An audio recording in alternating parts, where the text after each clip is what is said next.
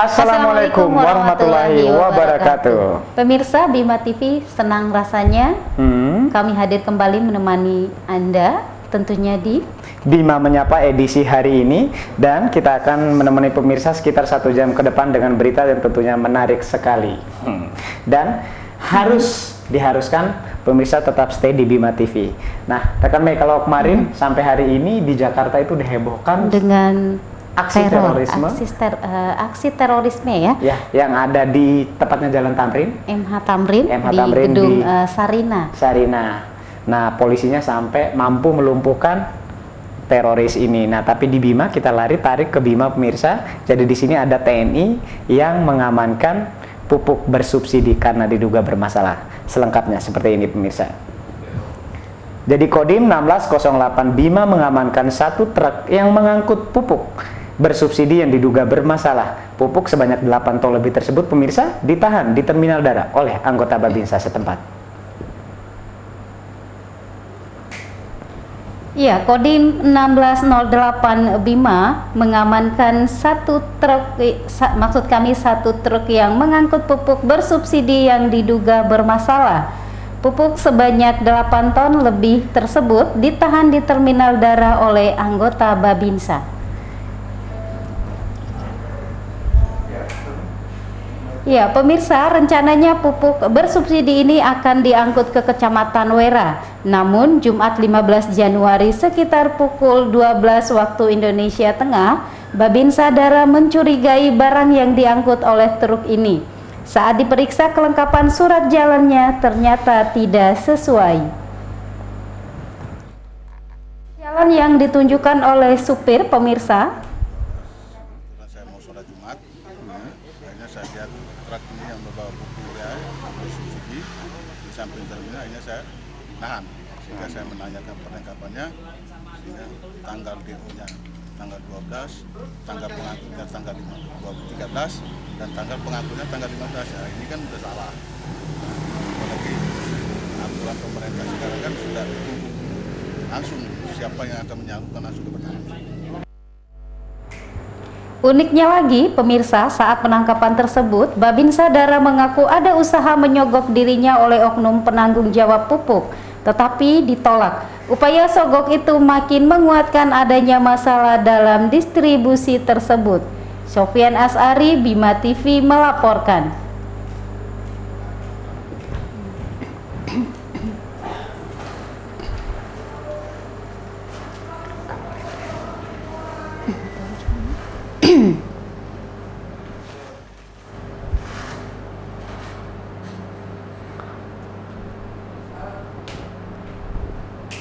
Waduh, seru ya, sampai mencoba disuap. Disuap ya. Mungkin mau suap nasi karena udah siang kali. Iya deh. Jadi berita kedua ini masih terkait dengan pupuk juga, yang tadi coba disuap. Silakan rekan Mei. Ya, setelah menahan truk pengangkut pupuk bersubsidi jenis urea di Kodim 1608 Bima, pengembangan kasus pun dilakukan. Saat itu juga sejumlah anggota Kodim meluncurkan ke gudang pupuk yang berlokasi di Kelurahan Jatiwangi.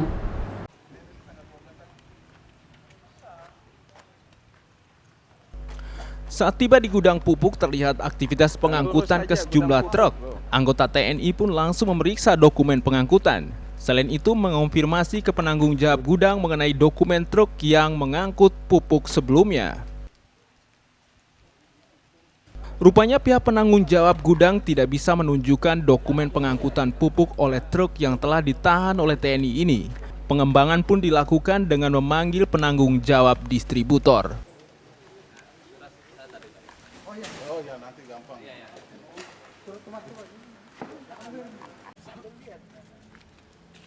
Kasdim 1606 Bima, Mayor Infantri Jalal Saleh membenarkan penangkapan tersebut. Apalagi TNI sudah menandatangani kerjasama dengan Kementerian Pertanian untuk ikut mengawasi distribusi pupuk bersubsidi. Tujuannya agar tepat sasaran, agar tercapai swasembada pangan.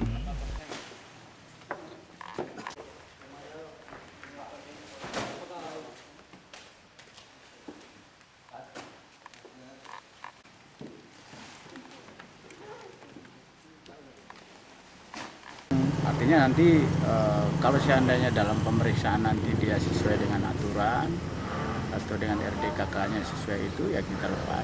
Kalau seandainya ini ya kita tahan, proses selanjutnya mungkin ya kita serahkan kepada penyidik dan Polri dalam hal ini. Kenapa bisa ditahan?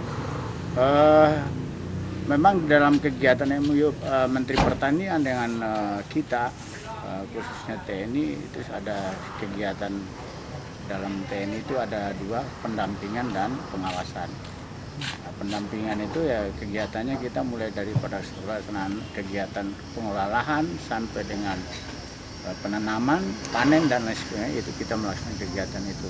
Nah, sedangkan pengawasannya ya mulai dari pupuk, alsintan, terus dan lain-lain. Seandainya di kegiatan itu ada kaitannya penyimpangan dan lain sebagainya, ya kita wajib untuk ini. Yakin aja itu, Pak.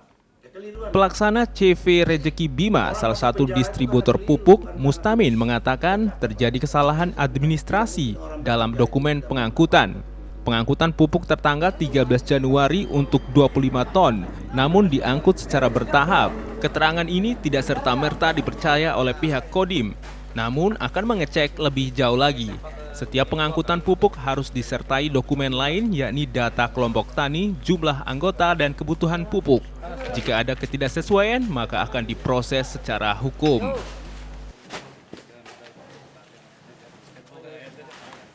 Untuk hari pertama dia ngangkut tanggal 13. Terus tanggal 12, terus tanggal 15 hari 15. Cuman saya tadi ada keliru tulis tanggal. Tulisnya. Jadi tanggal, Kita keliru tanggal nulis 15, doang. Ya. Tanggal 15 ditulis tanggal 14 gitu aja. Sudah berapa kali tanpa surat jalan begini Pak kalau biasanya? Anda baru sekali ini aja. Baru kali ini. Ya, bukan tanpa surat, sebenarnya ada suratnya tadi. Ya. Sofiana Sari, Bani Wahab, Bima TV melaporkan.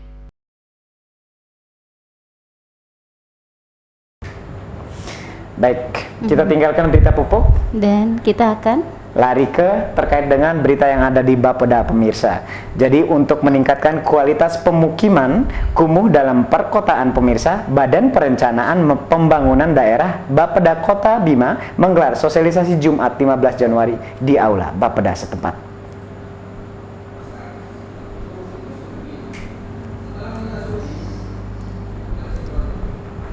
Kegiatan sosialisasi yang dilakukan oleh Bapeda Kota Bima bertujuan untuk mengurangi angka kemiskinan di daerah ini. Salah satunya meningkatkan kualitas pemukiman kumuh di daerah perkotaan.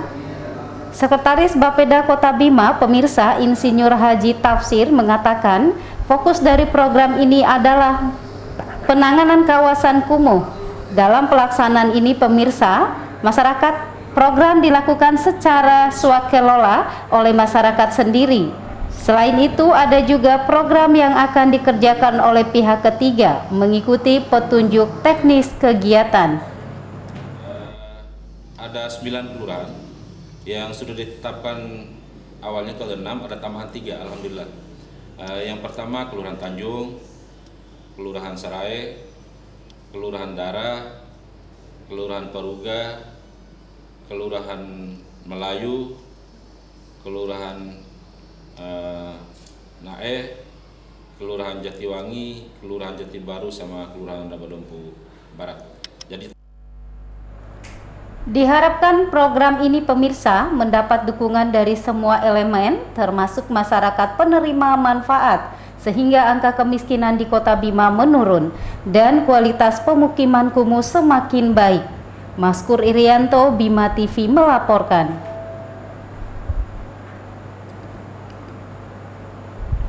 Baik, harapannya supaya angka kemiskinan itu bisa berkurang. Ya, jadi setiap dan tahun tertinggal menurun jauh. ya. Betul sekali, apalagi yang ada di Kota Bima. Baik, pemirsa, kita jeda dulu dan kita akan kembali lagi, jadi tetap di Bima Menyapa.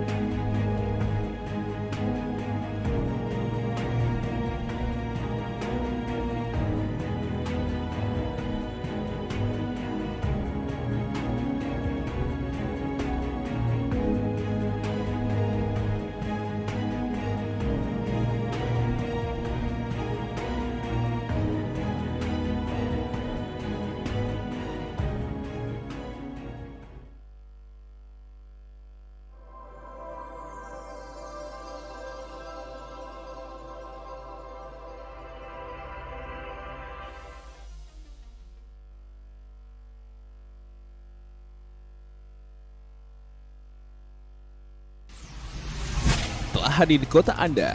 Toko elektronik dengan warna baru menjual berbagai macam barang-barang elektronik seperti televisi, kulkas, AC, parabola, mesin cuci, PlayStation, laptop, peralatan listrik, peralatan dapur, peralatan TV kabel, senter cas, kipas angin, DVD mobil, speaker wireless dengan berbagai macam merek dan ukuran.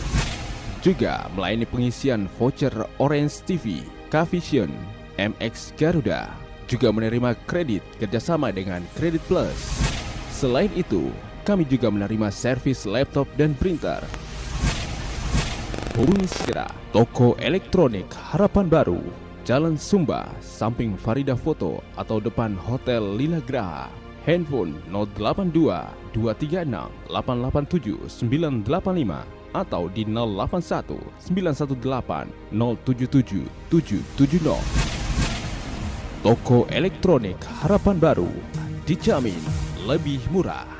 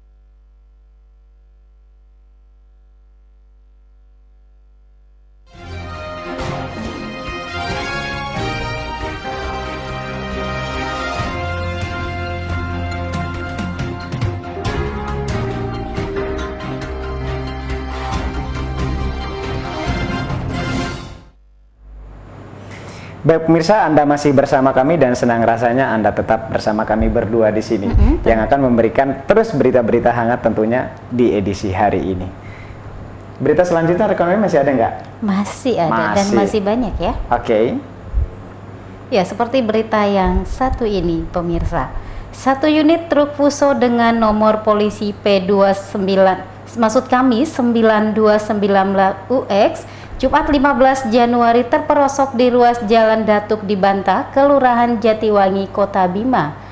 Akibatnya, jalur tersebut tidak bisa dilintasi kendaraan lain karena posisi memalang jalan.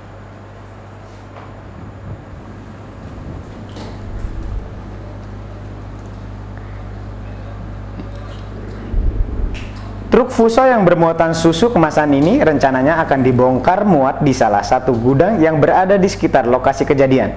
Pada saat akan memasuki gerbang gudang dari arah timur pemirsa, tiba-tiba salah satu ban truk Fuso maksud kami, syarat muatan itu terperosok ke parit. Terperosoknya Fuso yang dikemudian oleh Herman asal Banyuwangi ini karena bibir got amblas akibat beratnya muatan. Selain itu, karena jalan terlalu sempit, sehingga menyulitkan Fuso untuk berbelok masuk ke gudang karena tidak cukup haluan.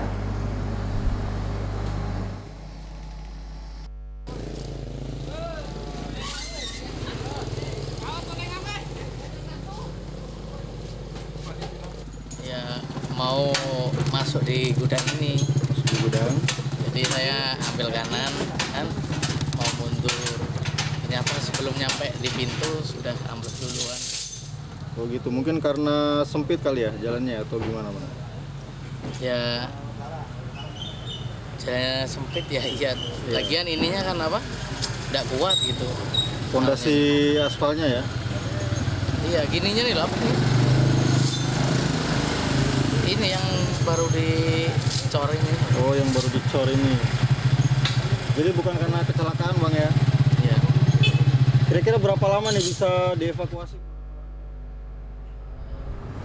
Selanjutnya pemirsa, barang yang ada pada truk Fuso tersebut pun dibongkar sebelum akhirnya ditarik dengan alat berat. Setelah itu, 1 jam kemudian akhirnya upaya mengeluarkan Fuso tersebut berhasil. Akibat peristiwa itu, bagian depan truk Fuso mengalami kerusakan. Maskur Irianto, Bima TV melaporkan.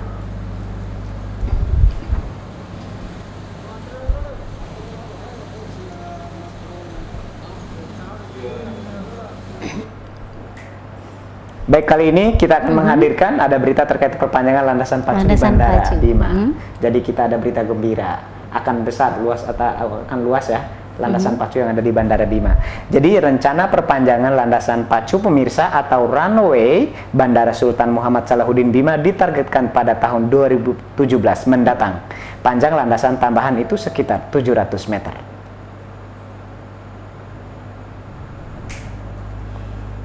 Ya, status Bandara Bima saat ini pemirsa masih kelas 2 atau tipe B dan hanya bisa didarati oleh pesawat ATR dan Hercules. Dengan diperpanjangnya landasan pacu sekitar 700 meter pemirsa, maka sudah bisa didarati oleh pesawat oleh pesawat bermesin jet berbadan lebar seperti Boeing atau Airbus.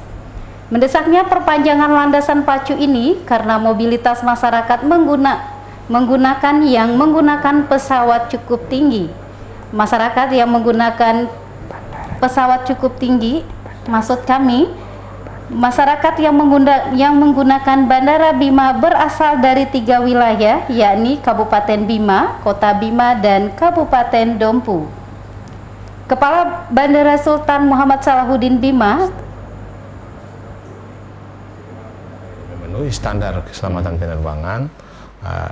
Bisa juga orang kirim barang lewat ini, Pak. Jadi bukan hanya penumpang, Pak. Apalagi di Bandara Sultan Salahuddin Bima ini melayani 3 pusat pemerintahan di sini.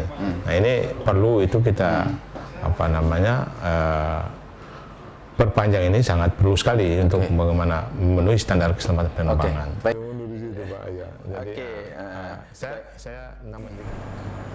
Kepala Dishub Kominfo Kabupaten Bima, Jainuddin mengatakan banyak manfaat yang diperoleh ketika bandara bisa didarati pesawat berbadan lebar, diantaranya adalah bisa mengangkut penumpang lebih banyak.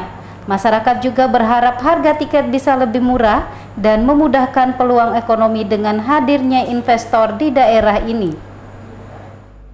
Dan komponen yang ada akan berusaha keras sehingga ada kemajuan yang signifikan ya tahun ke tahun, sehingga rencana kita tahun 2017 itu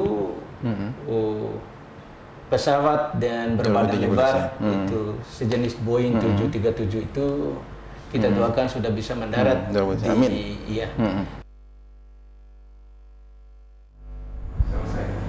Pemerintah Kabupaten Bima berharap adanya dukungan dari pemerintah Kota Bima dan pemerintah Kabupaten Dompu karena kedua daerah ini juga merasakan manfaat Bandara Bima. Sofyan Asari, Bani Wahab, Bima TV melaporkan.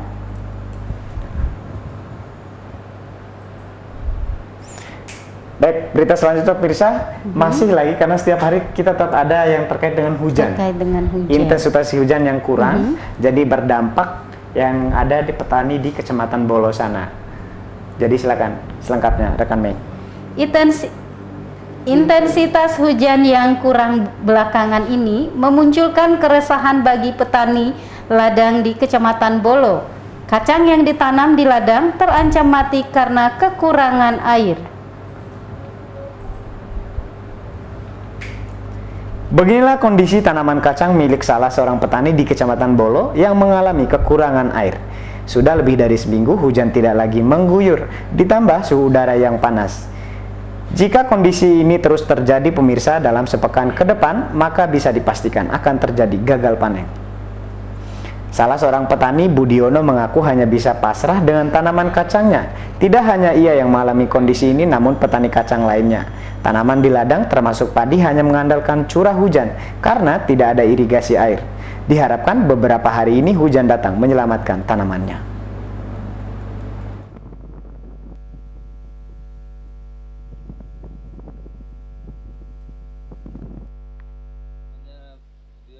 Budiono, sudah berapa hari hujan nggak turun? Sudah 2 minggu. Kalau misalnya hujan sekitar seminggu lagi nggak turun, gimana dengan tanaman yang kedelai yang Bapak miliki ini? Gagal. Gagal? Biasanya nggak ada turun hujan. Nggak ada turun hujan. Iya. Kondisi cuaca yang tidak menentu dan minimnya curah hujan menimbulkan keresahan petani. Kondisi ini dinilai lebih parah dari tahun sebelumnya. Saiful, Bima TV melaporkan.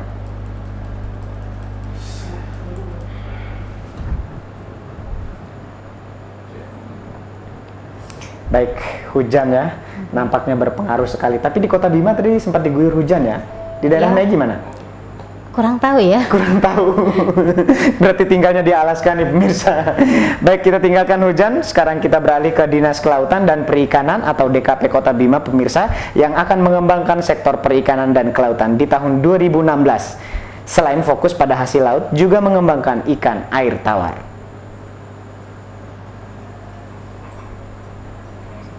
Keberangkatannya akan dilakukan oleh Kepala Dinas Kelautan dan Perikanan DKP Kota Bima, Hajah Jainab, adalah pengembangan sektor kelautan dan perikanan air tawar. Pengembangan potensi laut dan perikanan air tawar akan menjadi fokus penting tahun 2016. Pengembangan potensi itu dapat memberi manfaat bagi masyarakat secara ekonomi sosial. Pengembangan potensi air tawar cukup menjanjikan bagi masyarakat dengan memanfaatkan potensi terbatas, seperti halnya budidaya lele yang dapat menggunakan pekarangan terbatas.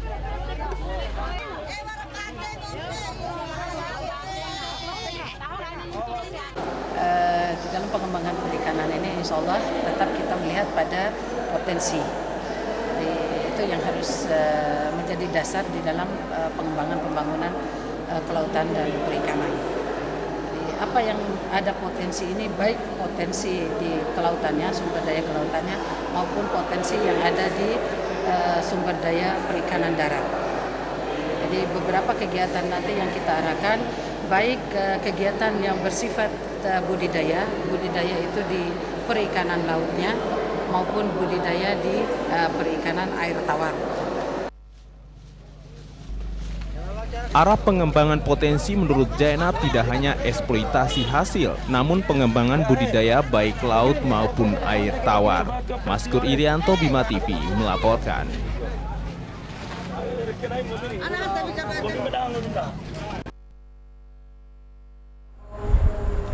Ya pemirsa, nampaknya berita tentang kelautan dan perikanan sebagai berita terakhir kita hari ini. Baik, betul sekali pemirsa. Kelautan dan perikanan pemirsa ya. Jadi kita harus menutup perjumpaan kita malam hari ini dan kita akan tentunya kembali lagi esok harinya dengan berita-berita yang tentunya dengan berita-berita yang menarik. Yang cukup menarik. Jadi kita langsung pamit undur pemirsa. Saya Iko Syuaib dan juga ada Meisha. Kita pamit undur. Wassalamualaikum warahmatullahi wabarakatuh.